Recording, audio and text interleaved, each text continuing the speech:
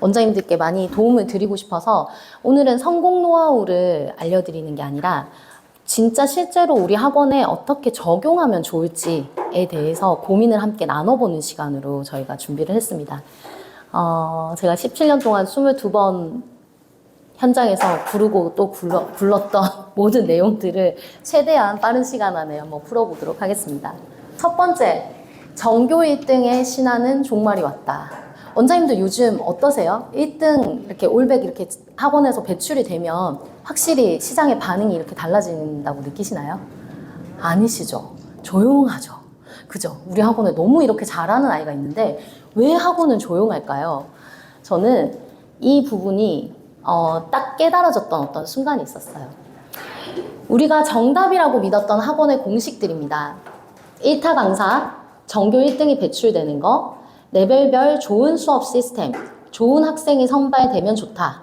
또 객관적인 피드백과 데이터 관리를 잘하면 좋다. 그 다음에 대학 입결로 우리의 성과가 결과로 증명되어야 된다.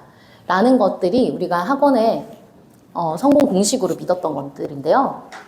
어떠세요? 이렇게 되는 것 같으신가요? 이 성공 공식으로? 저는 이게 완전히 무너졌던 어떤 일이 있었습니다.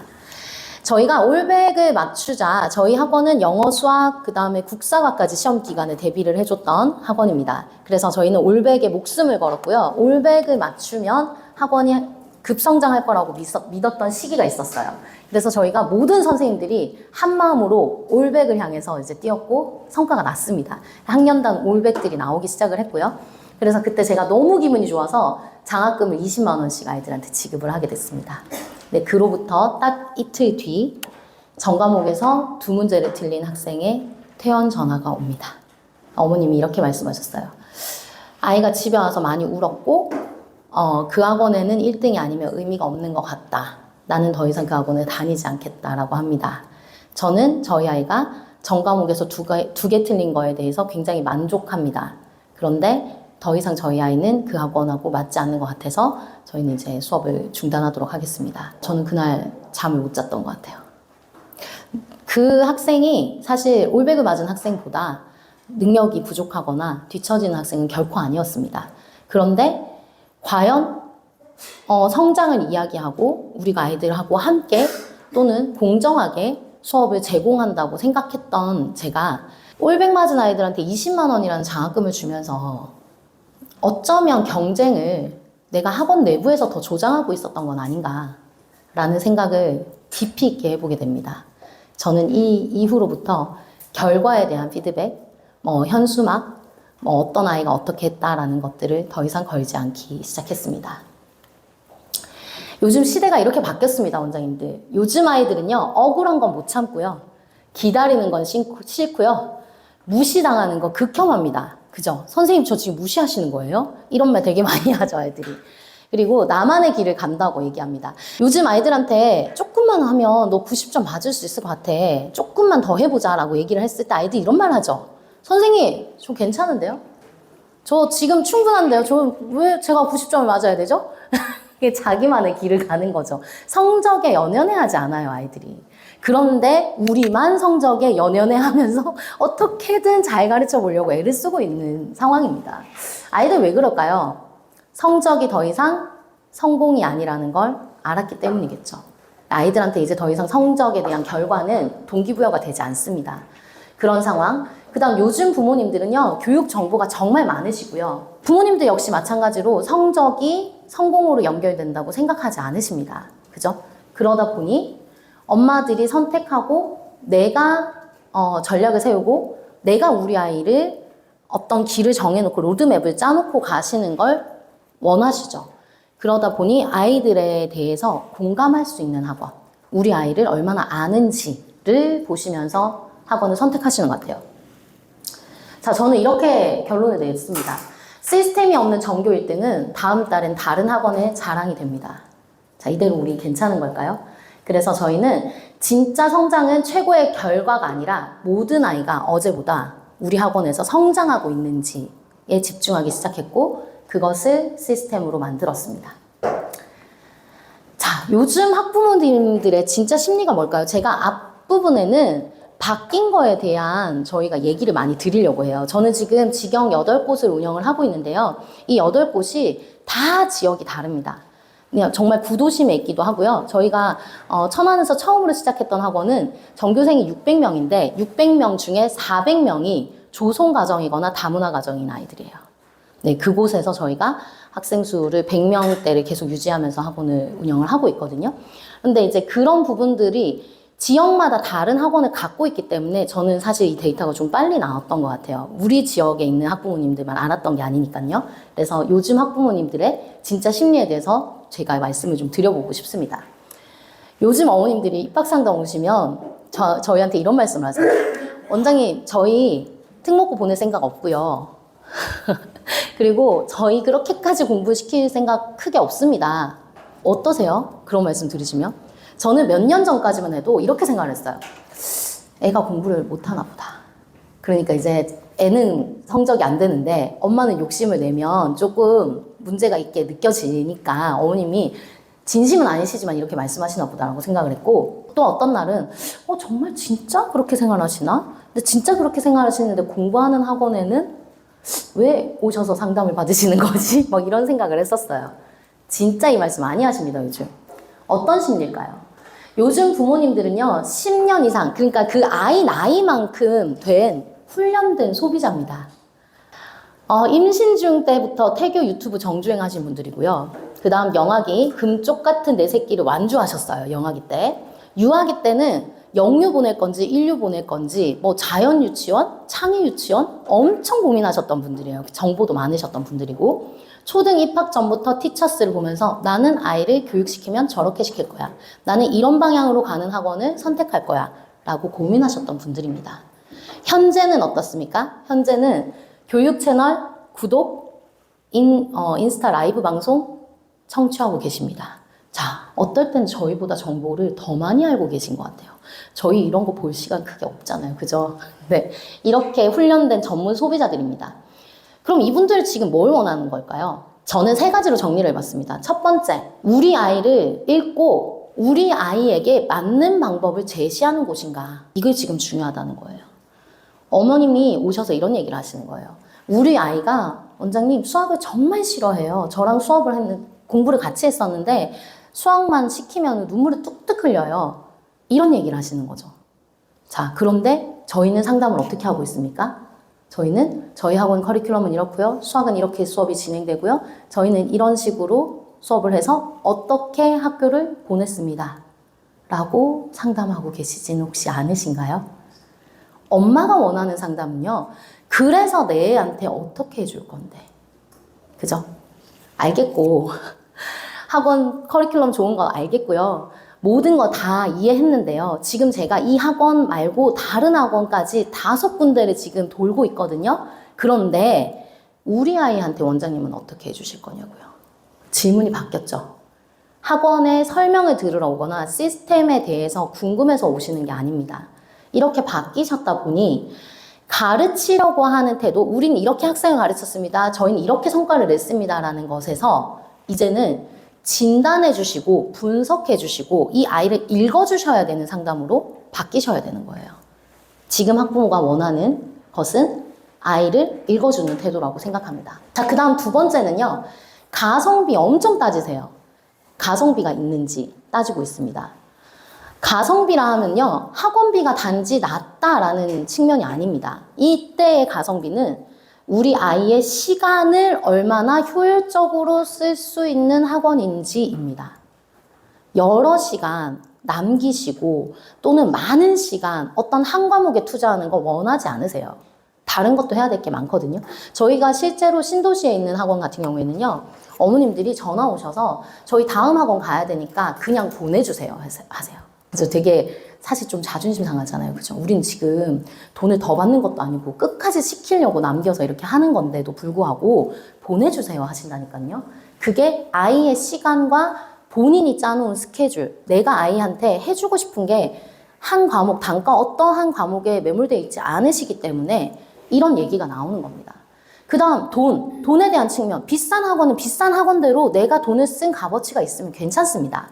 그리고 또 저렴하면 저렴한 대로 이 저렴한 가격에 대한 가성비가 어떤지를 따지신다는 겁니다. 아이의 시간과 나의 돈, 그것이 확실한 증명까지 연결되었을 때 이것을 가성비라고 생각하십니다. 자, 세 번째, 투명하게 보여주는가. 요즘 부모님들은요, 안 보이는 거 참지 못하세요. 기다려주지 않으세요. 그죠? 뭔가 좀 빠르게 학원을 옮기시는 것 같다고 느끼셨나요, 혹시?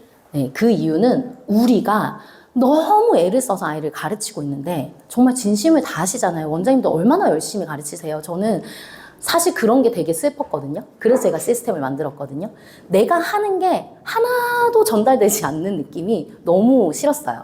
그래서 저희는 투명하게 보여드리는데 굉장히 애를 쓰고 있거든요. 그래서 저희 학원 같은 경우에는 실시간 피드백을 매일 데일리로 피드백이 나갑니다. 저희는. 그리고 데이터를 공유하고 있고요. 그 다음에 정기적인 소통을 하고 있습니다. 자, 이 안 보이는 것을 못 참는 것을 반대로 생각하시면 보여주시면 됩니다. 원장님들이 지금 하고 계신 걸 보여주실 수 있는 방법을 찾으시면 돼요. 재밌는 얘기 하나 해드릴게요. 아땡비라고 있잖아요. 그죠? 요즘 학원으로 많이 나오셨어요. 그분들이. 학원을 좀 크게 운영을 하시고 계신 원장님이신데 그 원장님께서 너무 힘들다고 저한테 이제 막 토로를 하시는 거예요. 엄마들이 막 요만한 틈 사이에 핸드폰을 들고 이게 그 학원이 이렇게 세트지가 붙어져 있는데 위에 이렇게 틈이 좀 있나 봐요. 그러니까 그 틈으로 핸드폰을 계속 이제 갖다 대고 안에 자꾸 촬영하신다는 거예요. 학부모님들이 밖에서 기다리시면서. 그래서 너무 스트레스라고 요즘 엄마들 너무 힘들다고 이런 얘기를 하셨어요. 그래서 제가 뭐라고 말씀드렸냐면 원장님 시트지를 떼세요. 그냥 다 뜯어버리세요. 라고 말씀드렸거든요. 그랬더니 원장님이 아니 지금도 이렇게 난리를 치는데 그걸 뜯어버리면은 더 하지 않겠냐 하셨는데 실제로 뜯어보셨거든요. 오히려 괜찮아졌습니다. 그러니 이렇게 생각해보세요. 요만큼만 보이니까 너무 궁금한 거예요. 막 이렇게 높이에서 자꾸 찍으셨는데 다 오픈을 해서 수업하는 환경을 보여주셨더니 오히려 별로 궁금해하지 않더라. 자, 이게 저는 이 투명하게 보여주는가에 굉장한 예시가 되는 얘기라고 생각이 듭니다. 자, 학원의 경쟁력은 이렇게 바뀌었습니다. 학원은 가르치는 곳이었고 부모님은 믿고 잘 따라와 주시고 기다려 주시는 곳이었는데 이제는 학원이 성장을 설계해야 되고 우리 아이를 읽고 어떤 방향으로 갈지를 함께 가져가야 되는 진단하고 검증하고 해야 하는 상황에 왔습니다. 그래서 얼마나 잘 가르치는가에서 이제는 얼마나 정확하게 진단하고 설계하고 그것이 또 연결되어 증명되는가로 바뀌었다고 생각합니다. 자, 제가 앞단에 이렇게 설명을 쭉 드렸던 이유는 우리 학원이 리빌드 되어야 하잖아요, 지금. 그러면 리빌드 되려면 시장이 어떻고 뭐가 바뀌어서 내가 바뀌어야 되는지를 먼저 이해하셔야 해서 제가 앞부분을 이렇게 설명을 드렸습니다. 요즘 엄마들 너무 별나요. 너무 요구사항이 많아요. 너무 달라졌어요. 어디다 적응을 해야 될지 몰라요. 라는 생각 많이 하셨죠, 최근에. 그죠? 저도 그 얘기 진짜 많이 들었거든요. 자, 원장님들 이제 마음을 바꿔 먹어봅시다. 이제는 받아들이셔야 됩니다. 요즘 부모들 그렇습니다. 요즘 부모들은요. 9시에 출근하라고 했는데 왜 8시 50분까지 와야 되냐. 그러면 계약서에 8시 50분에 쓰지 그랬냐. 라는 분들이십니다. 자, 이제 함께 가야 하기 때문에 받아들여야 합니다. 이제 더 이상 이상하다라고 생각하지 마시고 그냥 당연하다 생각하시고 방법을 찾아보시죠. 자, 그래서 제가 무엇을 만들어 왔냐면요. 종이로 나눠드렸던 거 한 번만 봐주시겠어요? 저희는 오늘 어떤 과정을 해보려고 하냐면요. 제가 이거는 본사 측면에서 저희가 앞으로 사업성을 어떻게 가져가야 될지를 고민하고 있었던 시점에 굉장히 높은 비용을 들여서 제가 경영 컨설팅을 6개월간 받았습니다. 그리고 그때 받을 때 엄청난 압박을 주셨어요. 저희가 이제 지속성장 인재라고 하는 학원에서 이제 부르는 그 아이들의 그 코드가 있는데 진짜 지속성장한다고 할 수 있어? 정말이야? 이게 어떻게 증명됐어? 라고 하실 만큼 저한테 압박 질문을 하셨어요. 그분들이. 그리고 그분들께서 원래는 경영 컨설팅을 주로 하시는 분들이셔서 저희 학원의 매출을 보고 굉장히 웃으셨어요. 이게 매출이냐. 왜냐하면 몇백억대 되는 그런 이제 전문 기업들만 컨설팅을 하셨던 분들이라. 그래서 그때 받았던 컨설팅의 압박 질문과 제가 현장에서 생각했던 질문들을 녹여서 지금 100가지 항목으로 드렸습니다. 자, 그리고요, 저는 이것을 4가지로 나누었습니다.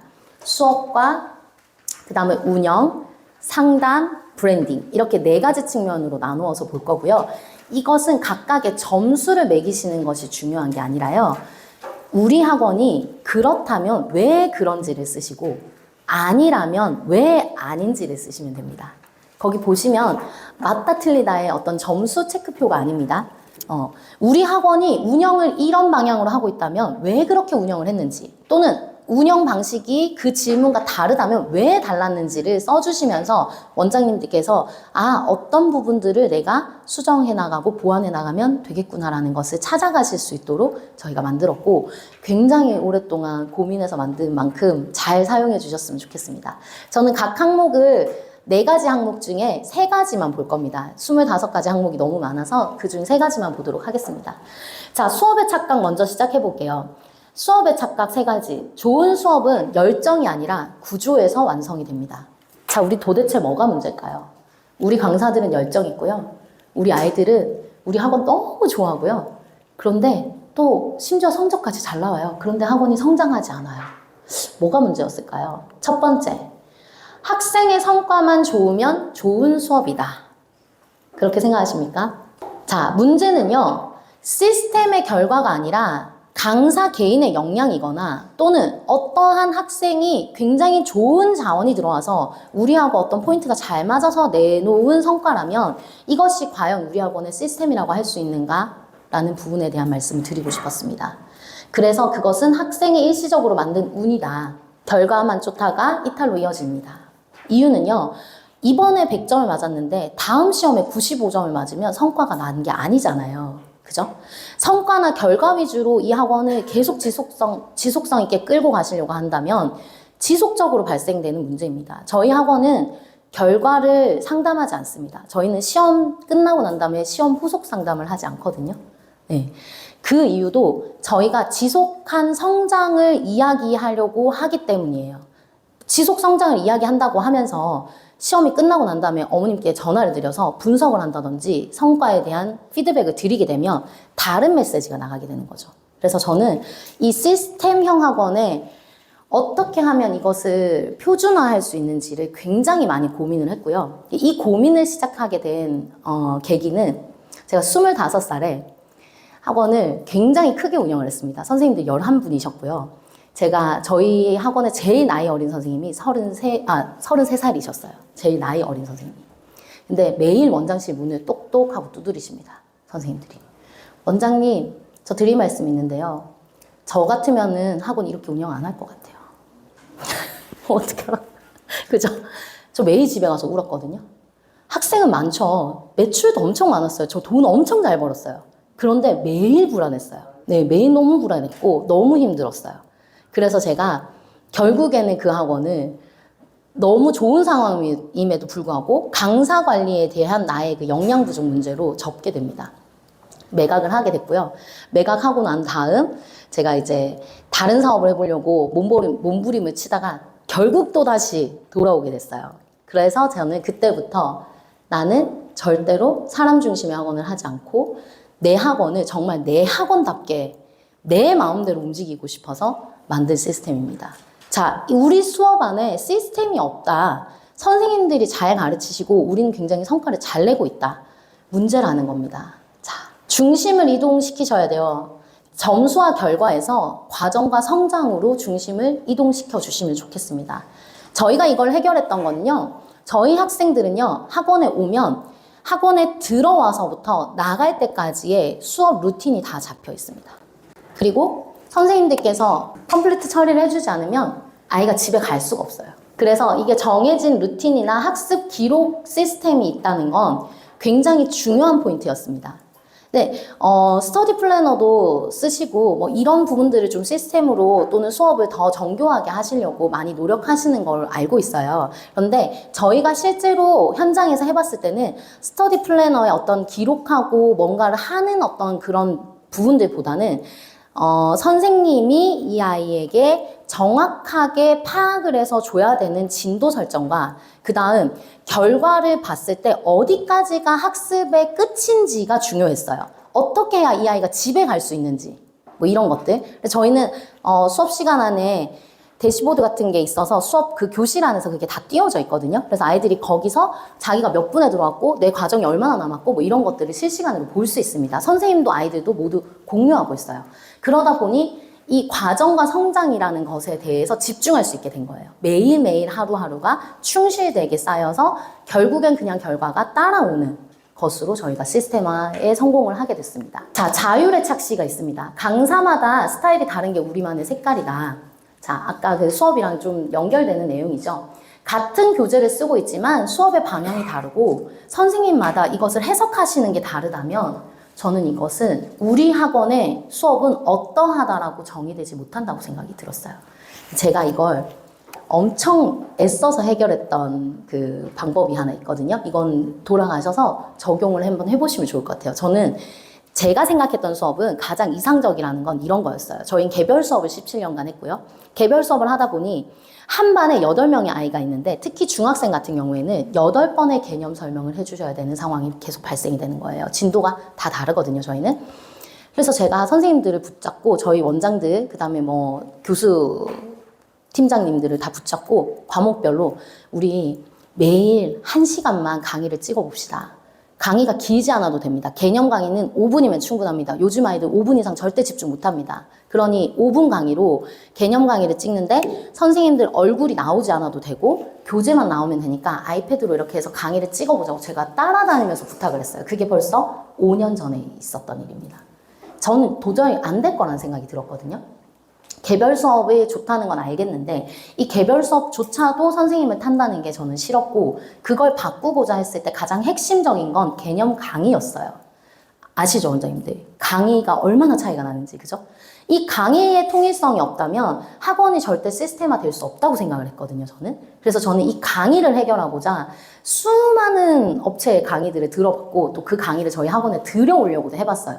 너무 길어요, 다. 30분씩 아이들이 앉아서 강의를 들어야 되는데 그럴 거면은 집에서 온라인 강의 듣지 뭐하러 학원 오지? 라는 얘기가 나오기 십상이겠더라고요. 그래서 저희는 그런 거 도입하지 않았어요. 검토만 하고. 저는 만들어야겠다고 생각을 했거든요. 그래서 제가 맨날 가서 오늘 1시간만 찍어 놓으면 제일 진도 빠른 아이 기준으로 그게 계속 쌓이면 1년이 되고 2년이 되면 쌓여서 우리가 자동화가 될 것이다 라고 설득을 했어요. 실패했습니다. 결과를 말씀드리자면 아무도 안 따라줬어요, 저를. 진짜 너무하죠. 그런데 제가 그래서 거기서 꺾이느냐, 꺾이지 않습니다. 제가 말씀드렸죠. 마음 먹었다고. 사람한테 휘둘리지 않겠다. 그래서 제가 고용했습니다. 그 강의를 찍을 사람을. 그래서 저희가 부스를 만들었고요.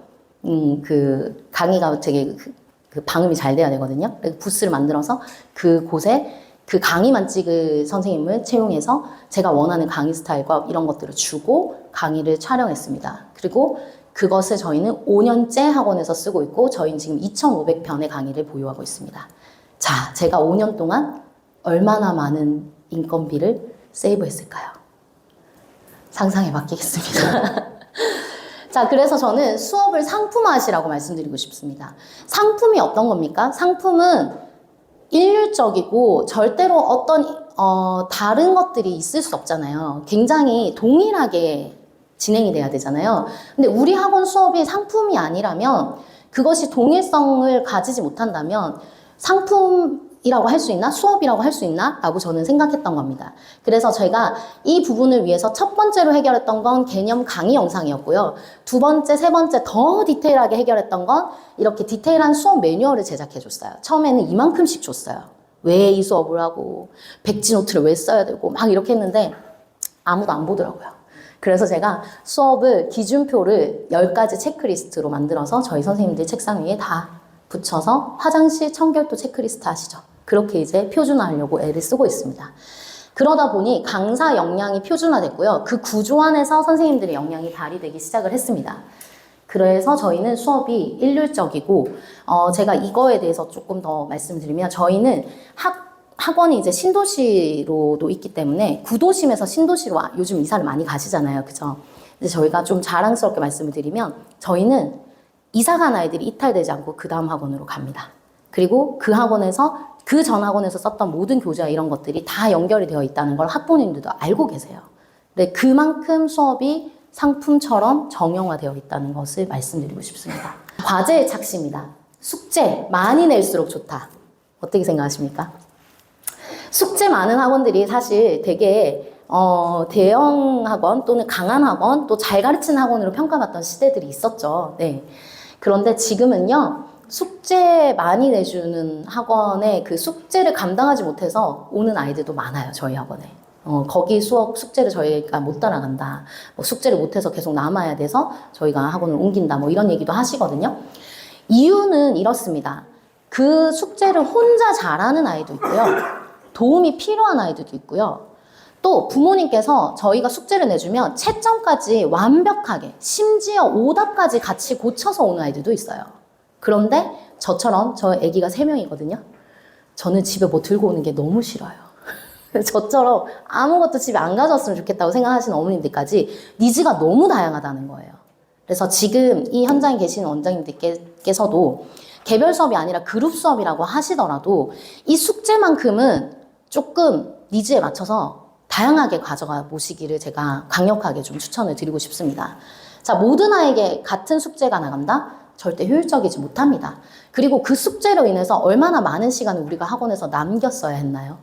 그죠? 숙제 안 해오면 뭐라도 어쨌든 책임을 져야 되니까 남기고 막 하잖아요. 저희 학원은 숙제를 안 해왔다고 남지 않습니다. 숙제는 숙제입니다, 저희는. 그리고 대신에 수업에서 수업 과정을 다 못 끝내면 남습니다. 몇 시가 돼도 남아서 끝까지 하고 가야 됩니다. 그런 식으로 저희만의 시스템과 원칙을 주시는 겁니다. 자, 많이 내야 좋다는 것이 아니라 아이 학습 환경을 고려한 숙제 설계를 해주셔야 되고요. 이거 진짜 팁이거든요. 진도 교재랑 숙제 교재 제발 분리 한번 해보세요. 이거 되게 중요합니다. 진도 교재를 나가시면서 여기까지 숙제야, 여기까지 풀어와 많이 하셨죠. 그죠? 왜 이거 분리하셔야 되냐면요. 제가 얼마 전에 이렇게 막 서칭을 하다가 맘카페 글을 보게 됐는데요. 맘카페에 이런 글이 올라왔어요. 영어 교재였고요. 교재 사진이 이렇게 딱 찍혀져 있었는데 그 교재가 이렇게 채점이 되어 있었는데 스펠링이 틀리신 거예요. 선생님이 틀렸는데 맞다고 한 거예요. 엄마가 이렇게 올렸습니다. 이런 학원 계속 보내도 되나요? 밑에 댓글 이만큼 달렸어요. 뭐 안 된다. 선생님한테 한 번은 얘기해 보셔라.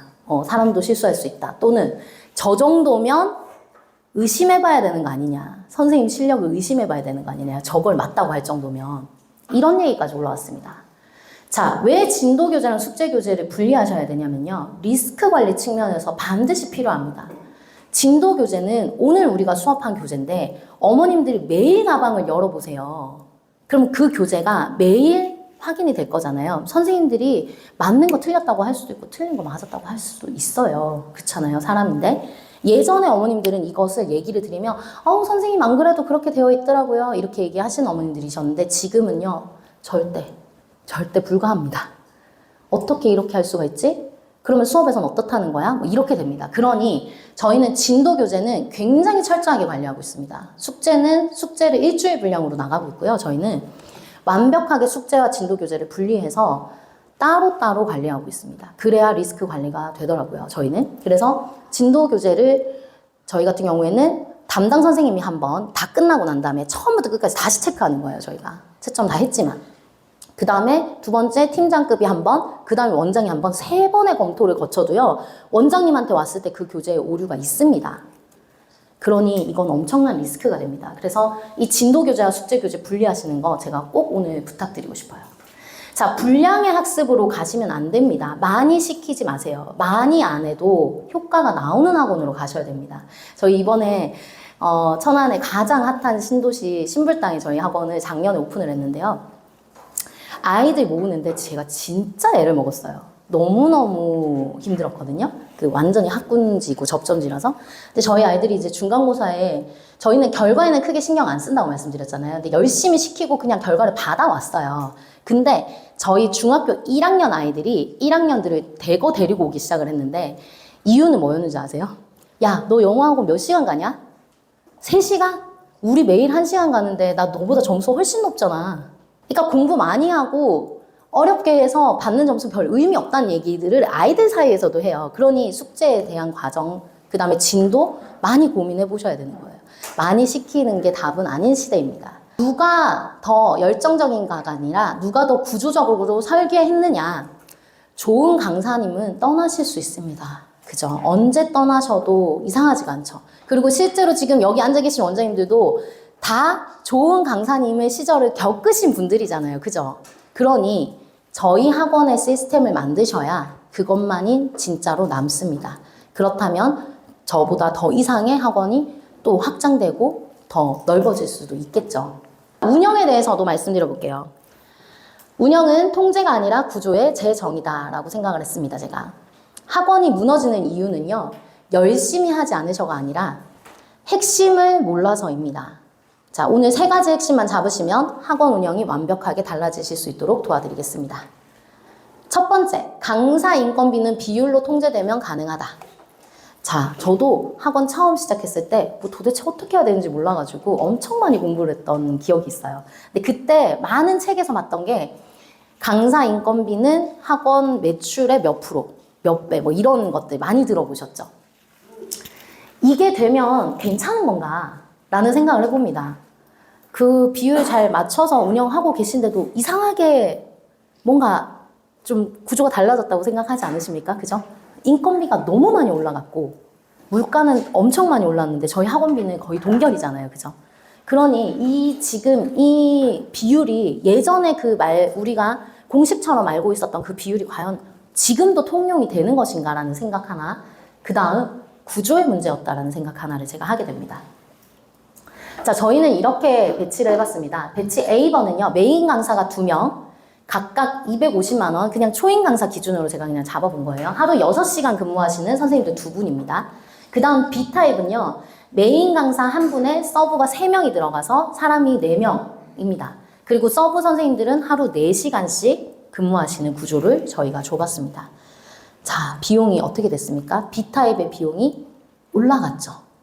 그런데 수업의 효율이 엄청 높아지고 아이들의 수업에 대해서 만족도가 굉장히 좋아지더라는 거예요. 신기하지 않으십니까? 우리 생각에는 전임제로 책임지고 이 반 애들을 탁 끌고 가줄 선생님이 훨씬 좋을 거라고 생각했는데 어째서 이런 구조가 나왔을까요? 요즘 있잖아요. 선생님들이요. 그런 거 느끼시나요? 6시간, 7시간 이렇게 수업 시키면 선생님들한테 드리면 중3반, 중2반 이런 애들 되게 중요한 반인데 거의 이렇게 넉다운 되어 있으시지 않으세요? 가면? 에너지가 하나도 없으시지 않나요? 저녁쯤 되면? 전 되게 그런 거 많이 느꼈거든요. 4시간씩 선생님을 저희 지금 메인 선생님 1명도 안 써요. 요즘은 제가 4명 구조로 바꿔버렸어요. 4시간씩 4명 이렇게 구조를 바꿨는데 4시간씩 근무하시는 선생님들은 처음부터 끝까지 텐션이 똑같아요. 안녕 이렇게 와서 잘 가 이렇게 하고 가세요. 4시간이니까. 근데 6시간, 7시간 근무하시는 선생님들은 아무리 베테랑 선생님이라고 그래도 에너지가 떨어지십니다. 그리고 선생님들도 지금 완전 양극화되어 있는 것 같아요. 시간을 많이 쓰고 난 페이 많이 받을 거야 라는 선생님들 그룹. 반대로 어차피 페이가 많지 않으니 난 그냥 작게 일하고 스트레스 안 받을래. 한 그룹. 저희가 이게 가능했던 이유는요. 저희는 선생님들이 상담 안 하십니다. 반에 상담이 없어요. 저희는 과목 상담을 하지 않거든요. 과목의 선생님들한테 상담을 드리는 것만큼 위험한 게 없다고 생각하는 사람입니다. 왜? 선생님이 아이들을 빼나가기 너무 좋은 구조를 저희가 만들어주고 있거든요, 지금. 엄마하고 친밀도 있죠. 아이들하고 잘 지내죠. 저는 그런 리스크 있는 행동을 하고 싶지 않았기 때문에 선생님들은 아무도 전화 상담을 하지 않으세요. 그리고 저희는 원장들, 다 각 직영 원장들만 전화를 상담을 하고 있습니다. 그래서 저희가 또 가능한 얘기일 수도 있습니다. 여튼 제가 말씀드리고 싶었던 건 학원의 상황은 다르시겠지만 전임 강사, 메인 강사 긴 시간 일하는 거 이제는 조금 생각해봐야 될 때다라고 말씀을 드리고 싶었습니다. 자, 수업 효율이 극대화됐고 학생 만족도가 올라갔고요. 그것이 결국에는 이익 증대로 돌아왔다면 과연 우리가 인건비 60만 원, 100만 원 더 쓰는 것이 큰 문제였냐? 라는 말씀을 드리고 싶은 겁니다. 자, 선생님의 에너지가 끝까지 가면 학원이 성장합니다. 두 번째, 학생 수가 많으면 수익이 오른다. 어떠셔요? 저도 이거 수없이 많이 경험해 봤거든요. 제가 엄청난 테스팅을 통해서 저희 직영학원은 70명에서 100명, 저희는 영수학원이니까요. 이제 인원수가 단과랑은 다를 수 있습니다. 70명에서 100명, 원장님 한 사람, 메인 강사 한 사람, 서브 두세 사람으로 저희는 다 세팅이 똑같이 되어 있습니다. 네, 제가 가장 생각했을 때 수익률이 극대화되는 인원이라고 저는 판단을 했거든요. 자, 학생 수가 일정 수 이상을 넘어가면요. 인건비, 교실, 교재비, 기타 비용이 함께 늘어나면서 많이 쓰고 많이 벌고 많이 쓰는 구조가 됩니다. 학생 수 증대가 반드시 이익으로 연결되지 않는다는 것을 제가 알게 됐습니다. 자, 그래서 저는 어떤 행동을 했었냐면 제가 약간 신도시에 한 원을 오픈을 했는데 이 원이 굉장히 생각보다 빠른 속도로 성장을 했어요. 그래서 한 8개월쯤 됐을 때 초등이 80명, 중등이 20, 30명대 이렇게 해서 100명대를 이미 넘어가 버렸어요. 제가 그때 엄청 고민을 합니다. 왜냐면 문의가 계속 들어오고 있었고 사실은 더 받고 싶었거든요, 저는. 근데 제가 아니다. 여기서 내가 더 받으면 무너지겠구나라는 생각이 들어서 제가 멈춰버립니다. 그리고는 엄청 커다란 대형 현수막을 건물에 걸어버렸어요. 그동안 성원에 감사했습니다. 전자랜드 이런 그 폐점 현수막 같죠. 제가 그거 걸고요. 밑에 뭐라고 썼냐면 저희는 저희에게 맡겨진 아이들에게 충실하기 위해서 저희 재원생들의 학습 능력을 향상시키는데 최선을 다하겠습니다. 그리고 입학 상담은 예약 상담만 받겠습니다. 대기 상담만 받겠습니다 하고 걸어버렸어요.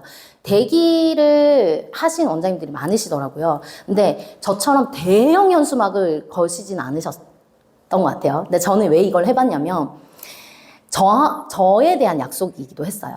그러니까 예를 들면 대기를 그냥 이렇게 걸겠다 제 마음으로 하면 어느 순간 또 받고 싶어질 수도 있잖아요. 그죠? 그래서 제가 나한테도 약속, 밖으로도 약속, 내부에 있는 엄마들한테도 약간의 뭐라 그래야 되죠? 약간의 이제 푸시죠? 나가면 못 들어와.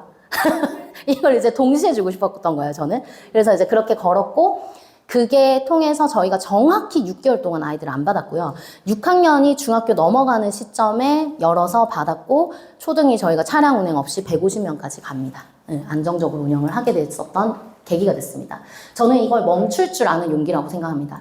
내가 지금 멈춰야 되는 건지, 그죠? 축소하셔야 되는 건지 이런 판단이 굉장히 중요했었다는 말씀을 드리고 싶었습니다. 그 다음 전략 두 번째는요. 학생을 늘리는 것이 아니라 과목 수를 증대하시는 방법을 연구해 보셨으면 합니다. 제가 지금까지 그래도 학원을 운영할 수 있었던 이유는 영어, 수학 두 과목을 탄탄하게 가져왔기 때문이거든요. 근데 영수 두 과목 하시는 원장님들의 고민은 내가 수학을 해. 그럼 수학 되게 많은데 영어는 선생님한테 맡겨놔가지고 영어 비중은 3분의 1 학생 수가 그렇게밖에 안 되시는 경우들이 대다수 많으시잖아요. 근데 저희는 처음부터 시스템형 학원을 했기 때문에 영어랑 수학 비중이 거의 비슷해요. 모든 학원이.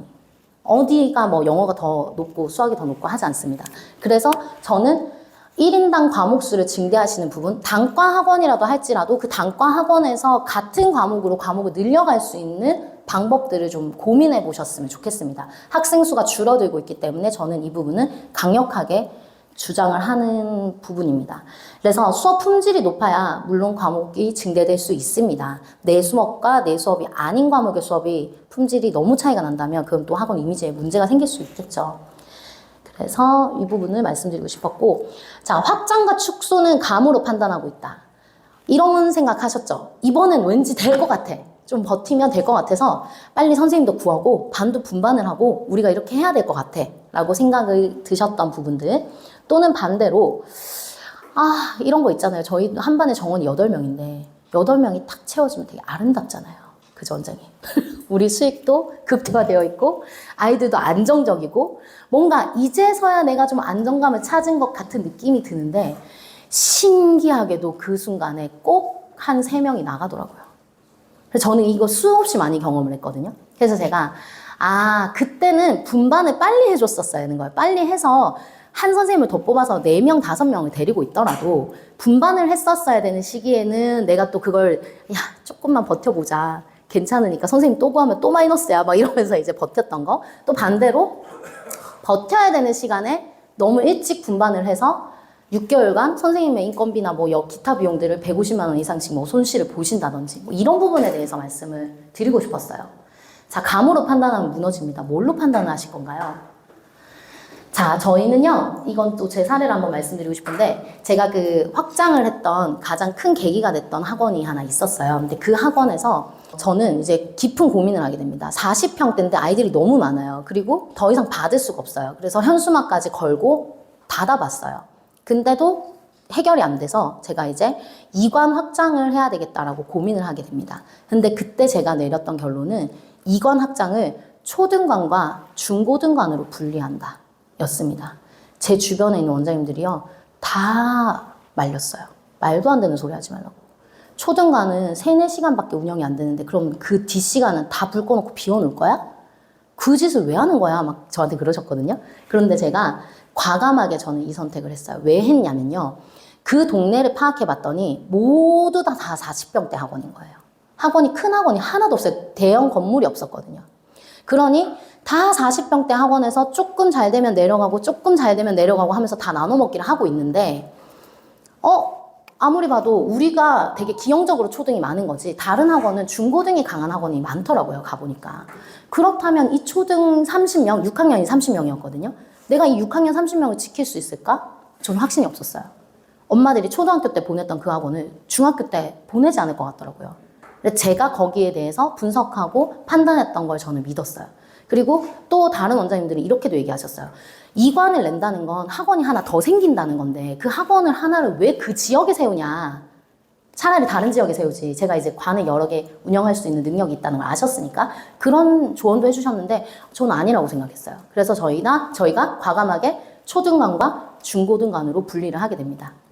그리고 실제로 그게 성공적으로 운영이 돼서 초등아이들 30명 하나도 놓치지 않고 중고등관으로 이전을 시킬 수 있었고, 그 자원을 가지고 저희가 이 동네에서 초등관, 중등관, 심지어 나중에는 고등관까지 분리를 해서 운영을 했습니다. 근데 이 부분이 되게 중요했습니다. 그래서 더 늘려서 가려고 하는 것보다는 우리가 리스크를 줄이고 우리 아이들을 지켜내는 방향이라면 어떤 걸 선택해야 되는지도 고민을 함께 해보셨으면 좋겠다는 거죠. 그래서 이 판단을 잘한 바람에 제가 강소학원에서 중형학원으로 갈 수 있는 발판이 됩니다. 이걸 모두 판단할 수 있었던 기준은 정산이었습니다. 자, 원장님들이 개인적으로 운영을 오랫동안 하시다 보니 매출이 어떤지 어떻게 돌아가는지 사실 다 대략 아시잖아요. 그러니까 이 정산서를 잘 안 쓰시는 것 같아요.